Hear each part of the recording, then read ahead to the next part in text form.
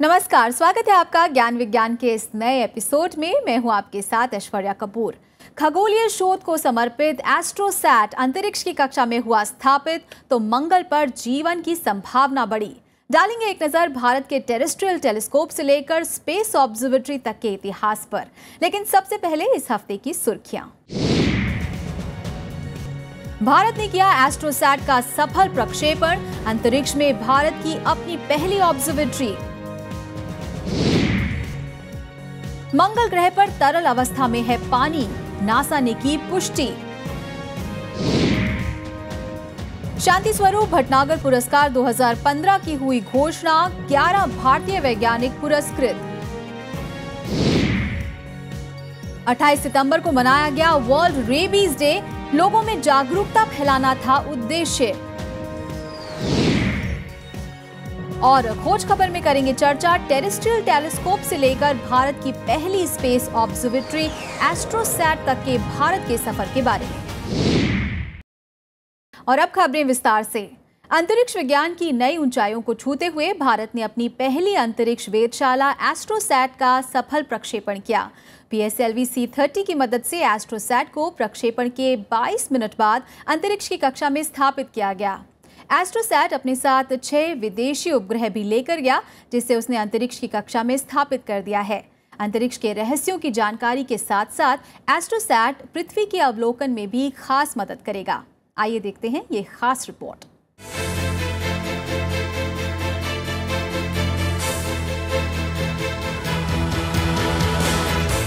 अट्ठाईस सितंबर, ये तारीख भारतीय अंतरिक्ष प्रौद्योगिकी और अनुसंधान के क्षेत्र में सुनहरे अक्षरों में लिखी जाएगी। यही वो तारीख है जब भारत ने अपनी प्रथम मल्टी वेवलेंथ अंतरिक्ष वेधशाला का सफल प्रक्षेपण किया। 50 घंटे के काउंटडाउन के बाद 28 सितंबर को सुबह 10 बजे श्रीहरिकोटा के सतीश धवन स्पेस सेंटर से PSLV C-30 को अंतरिक्ष में प्रक्षेपित किया गया। प्रक्षेपण के 22 मिनट बाद PSLV C-30 के चौथे चरण में पहुंचते ही एस्ट्रोसैट रॉकेट से अलग होकर सफलतापूर्वक अंतरिक्ष की कक्षा में स्थापित हो गया। ये PSLV रॉकेट की 31वीं उड़ान थी।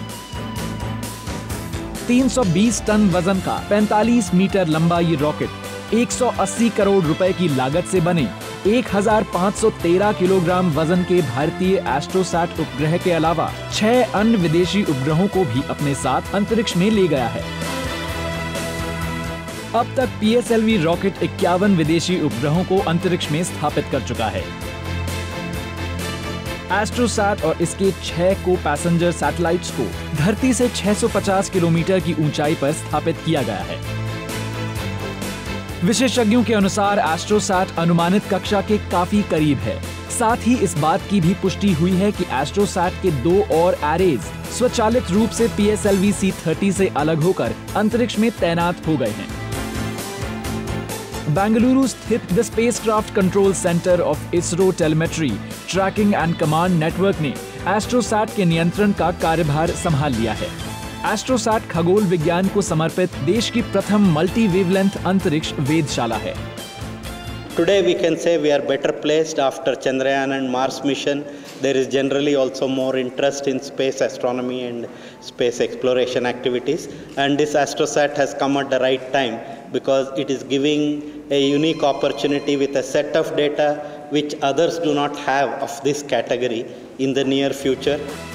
देश और विदेश के विभिन्न अनुसंधान और विकास संस्थानों के सहयोग से विकसित एस्ट्रोसैट में ब्रह्मांड से जुड़े रहस्यों को जानने के लिए 5 समांतर वैज्ञानिक पेलोड लगे हुए हैं। इन्हें विजिबल, अल्ट्रावायलेट व निम्न और उच्च ऊर्जा एक्सरे क्षेत्रों के इलेक्ट्रोमैग्नेटिक स्पेक्ट्रम को जानने के लिए डिजाइन किया गया है।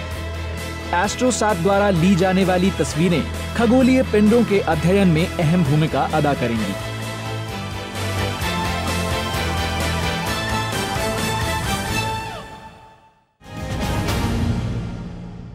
मंगल ग्रह पर जीवन की कल्पना अब सिर्फ कहानियों तक ही सीमित नहीं रह गई है, क्योंकि अब मंगल ग्रह पर पानी के पाए जाने की पुष्टि हो गई है। ये पुष्टि नासा ने अपने मार्स रिकॉनेसेंस ऑर्बिटर स्पेसक्राफ्ट द्वारा इकट्ठा किए गए डेटा के आधार पर की है।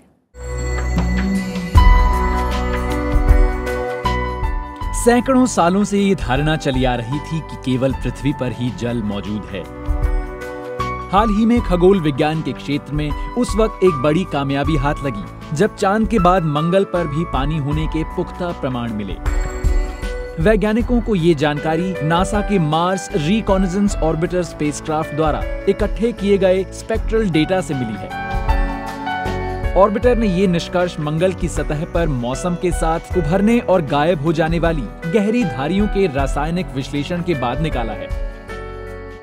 We're revolutionizing our understanding of this planet. Our rovers are finding that there's a lot more humidity in the air than we ever imagined. As we ingest the soils, they're moist, they're hydrated, full of water. These discoveries are very important, but they were only part of the hydrological cycle on Mars that we're just now beginning to understand. Under certain circumstances, liquid water has been found on Mars. तस्वीरों के विश्लेषण और orbiter द्वारा इकट्ठा किए गए data से अंदाजा लगाया जा रहा है कि ये लकीरें गर्मी के महीनों में लाल ग्रह पर बहने वाले खारे पानी से बनी हैं। गर्मी के महीनों में ये लकीरें लंबी और गहरी हो जाती हैं, जबकि सर्दी और पतझड़ के महीनों में ये सिकुड़कर हल्की हो जाती हैं। वैज्ञानिकों के अनुसार ऑर्बिटर से मिला स्पेक्ट्रल डेटा इन धारियों में हाइड्रेटेड सॉल्ट्स यानी क्लोरेट्स और परक्लोरेट्स का मिश्रण होने के पुख्ता प्रमाण देता है। बेशक लाल ग्रह पर पानी के सही स्रोतों का पता नहीं चला है, लेकिन वैज्ञानिक मंगल पर पानी होने की अलग अलग संभावनाएं व्यक्त करते आ रहे हैं। एक धारणा यह है कि मंगल की सतह पर मौजूद परक्लोरेट्स हवा में मौजूद नमी को पानी में परिवर्तित कर देते हैं, और दूसरी ये कि मंगल की उपसतह में मौजूद बर्फ इन लवणों के संपर्क में आने से पिघलकर पानी बन जाती है। एक अनुमान ये भी है कि मंगल पर मिले जलावशेष किसी एक्वीफर का नतीजा है।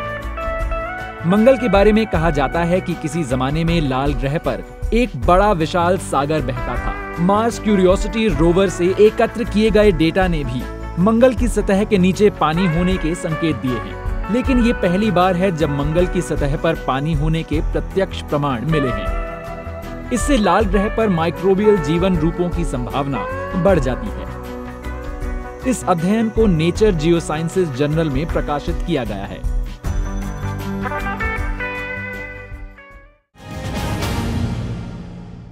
विज्ञान एवं प्रौद्योगिकी के क्षेत्र में किए गए उन्नत कार्यों के लिए हर साल भारतीय वैज्ञानिकों और इंजीनियर्स का चयन शांति स्वरूप भटनागर पुरस्कार के लिए किया जाता है। गत सप्ताह साल 2015 के पुरस्कारों की घोषणा कर दी गई है, जिसके लिए 11 वैज्ञानिकों का चयन किया गया है। पेश है ये खास रिपोर्ट।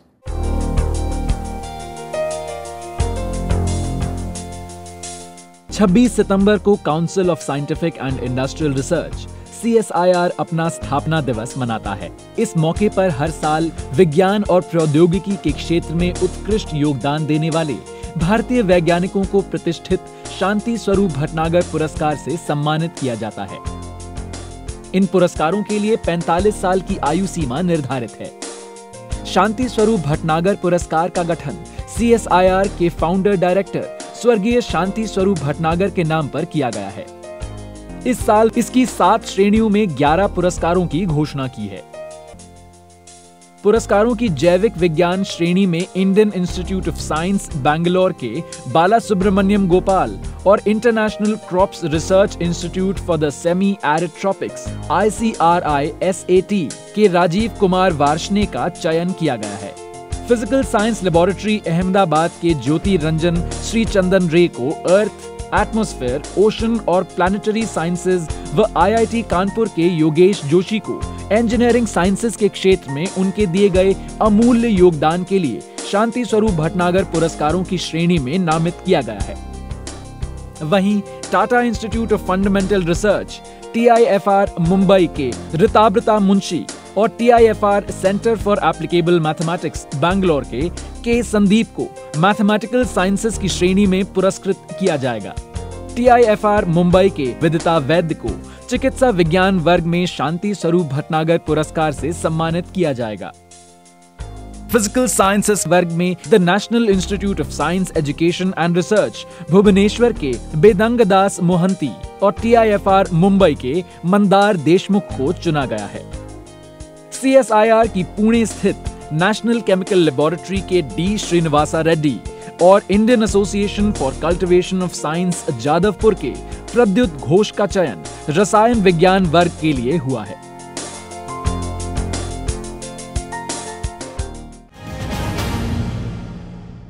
रेबीज एक ऐसी बीमारी जिसका अगर सही समय पर सही इलाज किया जाए तो 100% तक इसकी रोकथाम की जा सकती है।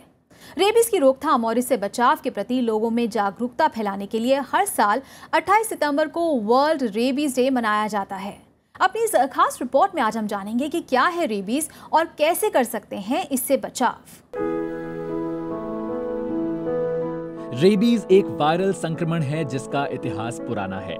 चिकित्सा विज्ञान में हुए विकास के बावजूद पूर्व ईस्वी 2300 से आज भी रेबीज मानव जाति के लिए खतरा बना हुआ है। कुत्तों, बंदरों, बिल्लियों, लोमड़ियों, चमगादड़ और गायों द्वारा फैलने वाला ये संक्रमण मुख्यतः लाइजा वायरसेस के कारण होता है। एक अनुमान के अनुसार हर साल रेबीज के कारण 60,000 लोगों की मौत हो जाती है। 18वीं शताब्दी तक ये धारणा बनी रही कि रेबीज एक घातक बीमारी है और इससे संक्रमित व्यक्ति की मौत सुनिश्चित है।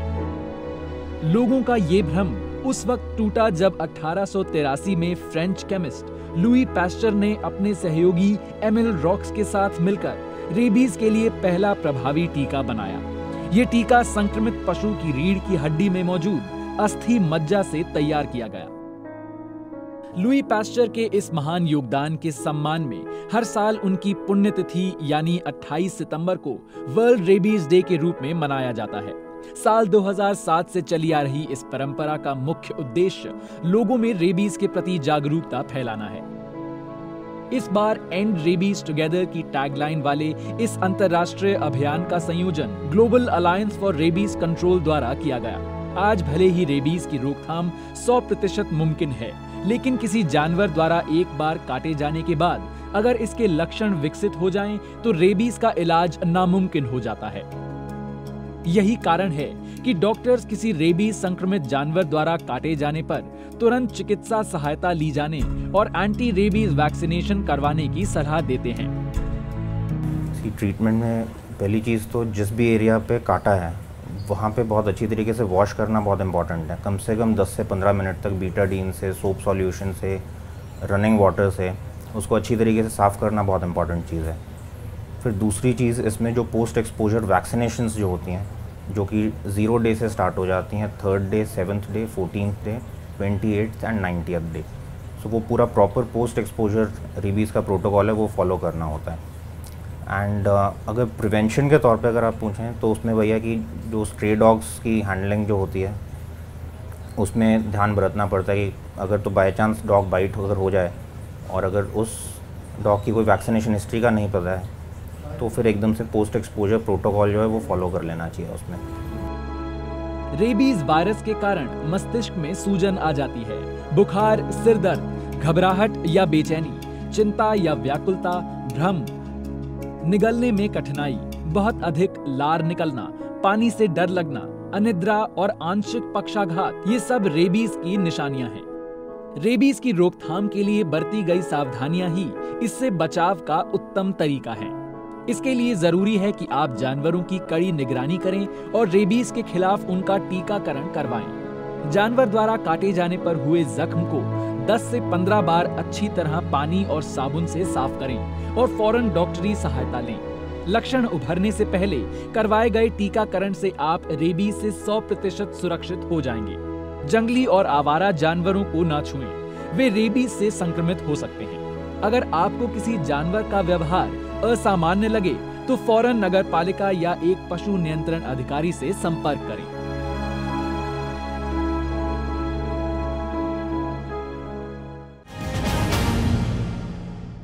और अब वक्त तो चला एक छोटे से ब्रेक का। जल्द लौटेंगे वापस विज्ञान की कुछ और दिलचस्प खबरों के साथ। देखते रहिए ज्ञान विज्ञान।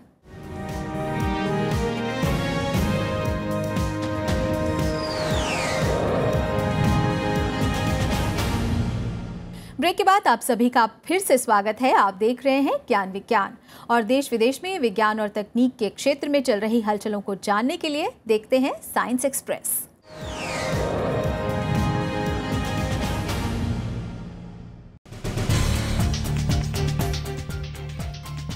चौबीस सितंबर को मंगलयान ने अंतरिक्ष में अपना 1 साल पूरा किया। इस मौके पर इसरो के वैज्ञानिकों के लिए Hollywood science fiction film the Martian की स्पेशल स्क्रीनिंग रखी गई। हॉलीवुड निर्देशक सर रिडली स्कॉट के निर्देशन में बनी इस फिल्म को खास तौर पर अहमदाबाद में स्क्रीन किया गया, जिसमें इसरो के वैज्ञानिकों सहित 500 लोगों ने हिस्सा लिया। फिल्म में मार्स मिशन पर गए नासा के एक ऐसे वैज्ञानिक का संघर्ष दर्शाया गया है जिसे उसके साथी मृत मानकर लाल ग्रह पर अकेला छोड़ आए थे। देश में हरित वातावरण सुनिश्चित करने की दिशा में अहम कदम उठाते हुए सरकार ने 29 सितंबर को अपनी ग्रीन हाईवे पॉलिसी लॉन्च की। इस नीति के तहत शहरों में प्रदूषण के स्तर को कम करने के उद्देश्य से रोड डेवलपर्स के लिए सड़क परियोजना की कुल लागत का 1% भाग वृक्षारोपण पर लगाना अनिवार्य कर दिया गया है। एक अनुमान के अनुसार इस नीति के तहत सरकार के पास हर साल 1000 करोड़ रुपए इकट्ठा होंगे। इस एकत्र हुई धनराशि द्वारा सरकार ऐसे संस्थानों और गैर सरकारी संगठनों के सहयोग से वृक्षारोपण, प्रत्यारोपण, शहरी सौंदर्यीकरण और शहरी वनों के रखरखाव का कार्य करेंगे। इस नीति का उद्देश्य कम्युनिटी पार्टिसिपेशन द्वारा हाईवे कॉरिडोर्स को हरा भरा बनाने के साथ साथ लोगों के लिए रोजगार के अवसर भी प्रदान करना है। पुरातत्वविदों ने ऐसे मानव अवशेष खोज निकाले हैं जिनका संबंध लियोनार्डो डा विंची की मशहूर पेंटिंग मोनालिसा की मॉडल रही लीजा गेरार्डिनी से बताया जा रहा है। इन अवशेषों की खोज national committee for the promotion of historic and cultural heritage Italy के शोधकर्ताओं ने की है।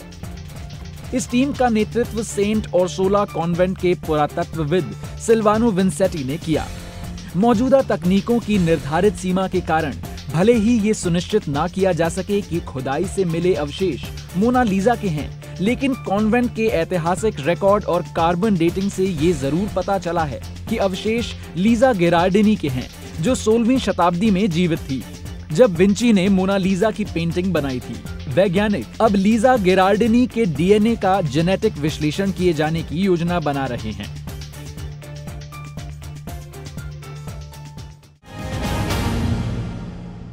Chandrayaan, Mangalyaan, regional navigation system और अब एस्ट्रोसैट, भारत ने अंतरिक्ष विज्ञान में अपनी सफलता का नया इतिहास रच दिया है।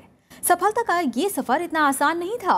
अंतरिक्ष को जानने के लिए भारत ने सबसे पहले मद्रास में अपनी वेधशाला स्थापित की। इसके बाद एक एक कर भारत ने देश की अलग अलग जगहों पर स्थापित आधुनिक तकनीक से लैस टेरेस्ट्रियल टेलीस्कोप के द्वारा ब्रह्मांड को जाना। एस्ट्रोसैट के सफल प्रक्षेपण के साथ ही भारत ने अंतरिक्ष में अपनी पहली वेधशाला स्थापित कर दी है। तो आज खोज खबर में हम चर्चा करेंगे भारत के टेरेस्ट्रियल टेलीस्कोप से लेकर एस्ट्रोसैट तक के सफर की।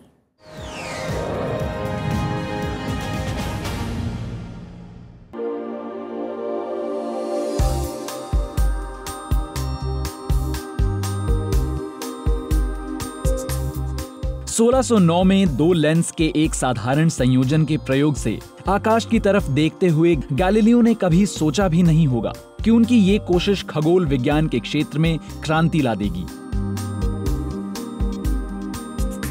आज जब मनुष्य प्लूटो तक पहुंच रहा है, मंगल पर पानी के प्रमाण मिल रहे हैं, इस बात में कोई दो राय नहीं कि ब्रह्मांड के रहस्यों पर से पर्दा उठाने में टेलीस्कोप का महत्वपूर्ण योगदान है।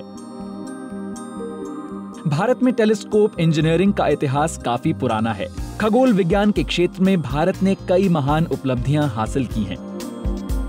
देश में आधुनिक खगोलीय वेधशाला का इतिहास 1786 से आरंभ होता है। 1786 में ईस्ट इंडिया कंपनी ने चेन्नई में मद्रास ऑब्जर्वेटरी की स्थापना की थी। गुलाम भारत की ये पहली और इकलौती वेधशाला थी जिसने तकरीबन 1 दशक तक सितारों और सितारों से जुड़े पहलुओं की खोज की। बाद में सन 1850 में मौसम संबंधी अध्ययन के लिए इस वेधशाला में 6 इंच के इक्वेटोरियल टेलीस्कोप की स्थापना की गई।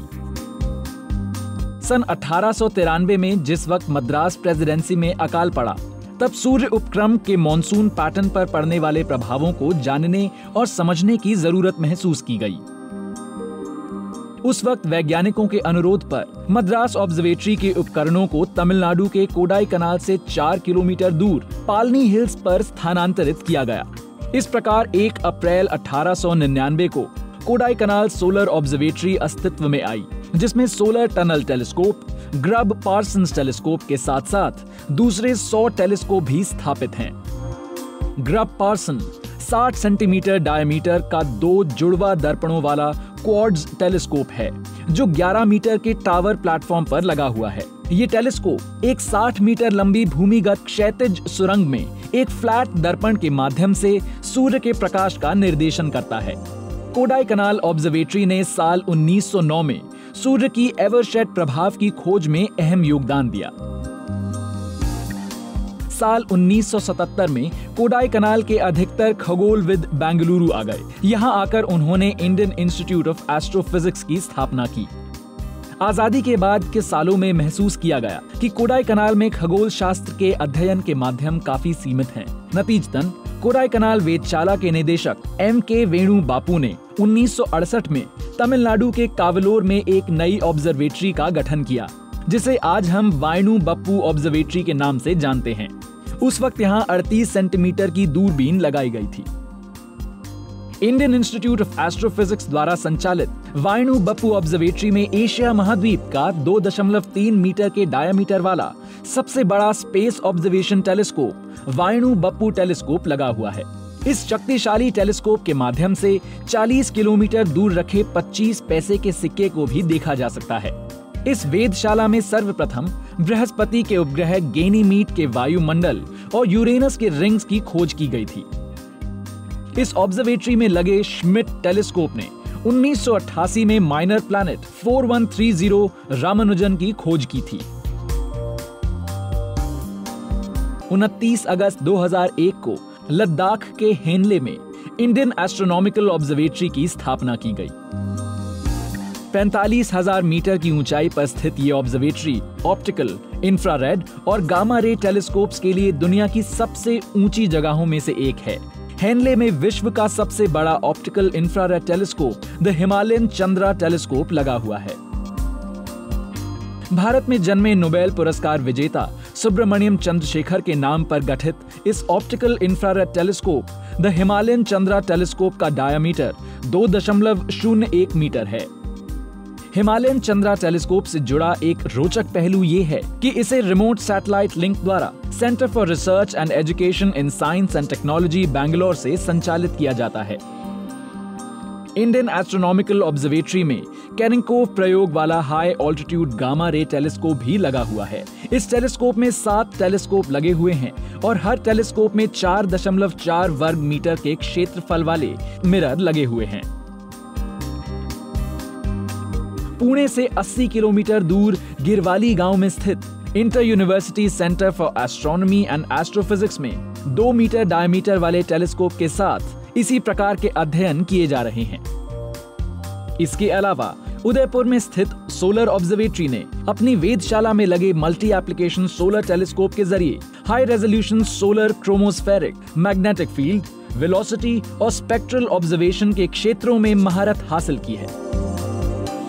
Aryabhatta research institute of observational sciences Nainital Devasthal में स्थापित किए जाने वाले 3.6 मीटर ऑप्टिकल टेलीस्कोप के विकास के लिए काम कर रहा है। ये एशिया की सबसे बड़ी व आधुनिक दूरबीन होगी। इस दूरबीन की सहायता से अंतरिक्ष में 4 से 5 गुना बेहतर गहराई से देखा जा सकेगा। आज भारत टेरेस्ट्रियल टेलीस्कोप से लेकर एस्ट्रोसैट तक खगोल विज्ञान के क्षेत्र में काफी तरक्की कर चुका है।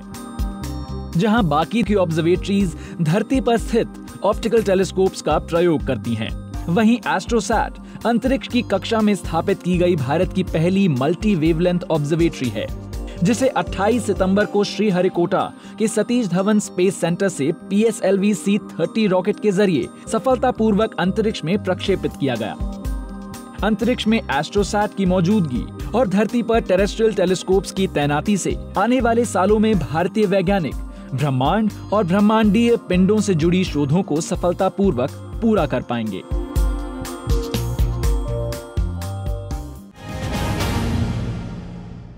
तो उम्मीद है कि आपको हमारा ये कार्यक्रम जरूर पसंद आया होगा। आप अपना फीडबैक और सुझाव हमें भेज सकते हैं। हमारा ईमेल एड्रेस है news@vigyanprasar.gov.in। आप अपनी राय हमें डाक के जरिए भी भेज सकते हैं। हमारा पता है विज्ञान प्रसार C24 कुतुब इंस्टीट्यूशनल एरिया, नई दिल्ली 110016। तो आज के लिए बस इतना ही। विज्ञान और तकनीक की ताज़ा हलचलों के साथ अगले हफ्ते एक बार फिर होंगे हाजिर, इसी वक्त इसी चैनल पर। देखते रहिए राज्यसभा टीवी। नमस्कार।